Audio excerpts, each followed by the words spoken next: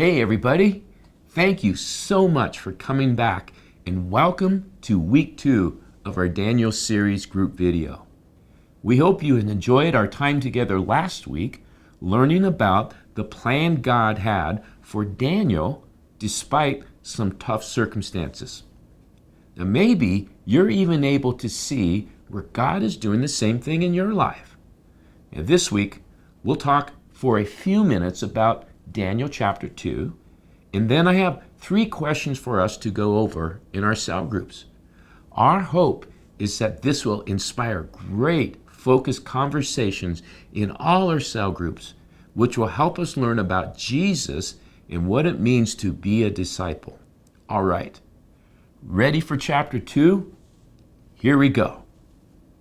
Now last week, we talked about Daniel's steely resolve to not give in to the pagan influences he suddenly found himself surrounded by.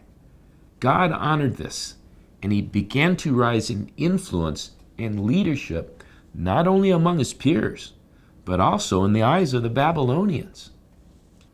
In chapter 2, old King Nebuchadnezzar had a disturbing dream. Remember, in chapter 1, we talked about how Daniel and his friends grew in their ability to interpret dreams and visions. Well, that's about to come in real handy. Through a series of events, Daniel is brought before the king to use that God-given gift. Not only did God give Daniel the interpretation of the king's dream, but he also revealed to Daniel what the dream was, like a replay of the dream. Something Nebuchadnezzar wasn't telling anyone.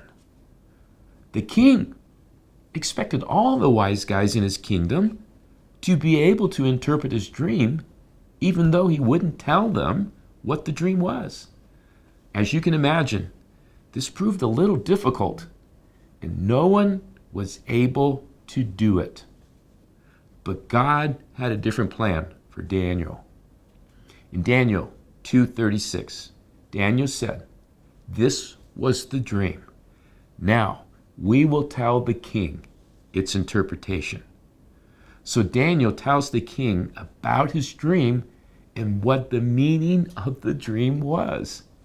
In Daniel 2:45, Daniel said, "Just as you saw that a stone was cut from a mountain by no human hand, and that it broke in pieces the iron, the bronze, the clay, the silver, and the gold, a great God made known to the king what shall be after this. The dream is certain, its interpretation sure." Obviously, this really impressed the king. Now, theologians say this vivid dream portrayed the history of the Gentile nations up until the coming of the Messiah, Jesus Christ, through the nation of Israel. Jesus himself referred to this as the times of the Gentiles in Luke 21:24. But what was the meaning of the images in the dream? Now, each portion of the statue represents a world empire that was later fulfilled. We read in chapter 2, verse 32, that there was a statue with a head of gold depicting the Babylonian Empire ruled by King Nebuchadnezzar to Belshazzar from 626 to 539 BC. Then the chest and arms made of silver were a picture of the Medo-Persian Empire ruled by Cyrus the Great from 539 to 331 BC. Now the belly and thighs made of bronze were a picture of the Grecian Empire ruled by Alexander the Great from 331 to 63 BC. Now the legs of iron were meant to describe the Roman Empire of the famous Caesar rulers like Octavian, Tiberius, and Nero. Now, this was the empire that ushered in the coming of the Messiah, Jesus Christ. And this reign existed from 63 BC to 476 AD. Now, many theologians believe the 10 toes are a picture of a future 10-kingdom confederacy that will be in operation at the time of Christ's second coming. I guess we'll have to wait and see on that one. Now, the rock in the king's dream represents Jesus, the Messiah.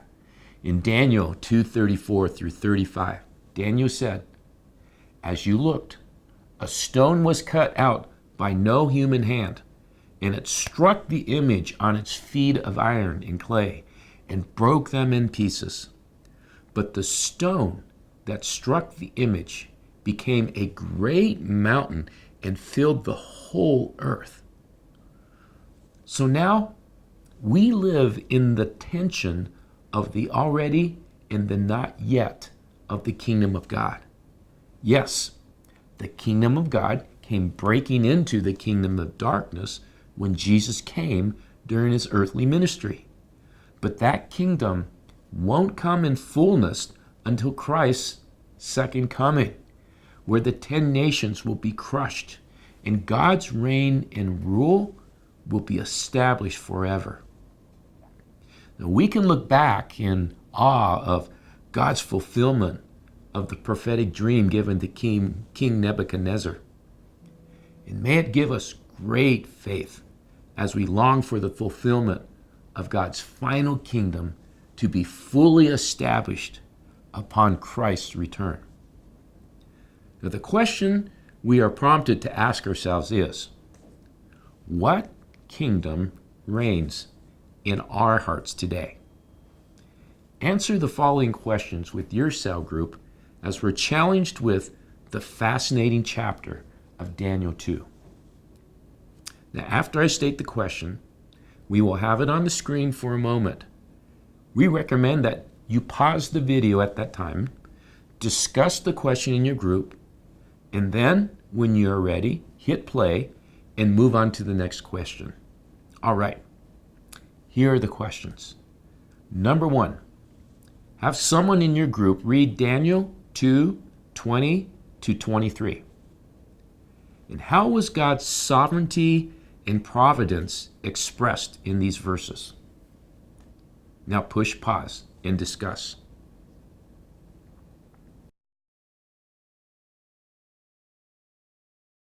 Number 2, how does Daniel's approach to Arioch in verses 14 through 16 show tact? Now describe a time when you had to choose to respond to someone with rudeness and sarcasm or wisdom and tact. Which did you choose and why? Now press pause.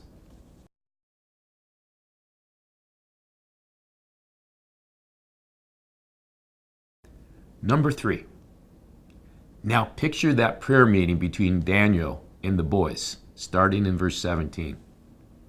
What are some things that stand out to you in this scene? Now press pause. Hey, thanks cell groups for going through chapter 2 together. This week, I want to challenge you to read through chapter 3 of Daniel. Feel free to use the daily sections you can find in the back of your bulletin, and then keep praying that God would use this time to reveal to you what he would have you learn during this series. And don't forget, you can catch up on sermons and other series-related stuff, including the reading plan on the Daniel page of our website. So have a great week, and we'll see you next time.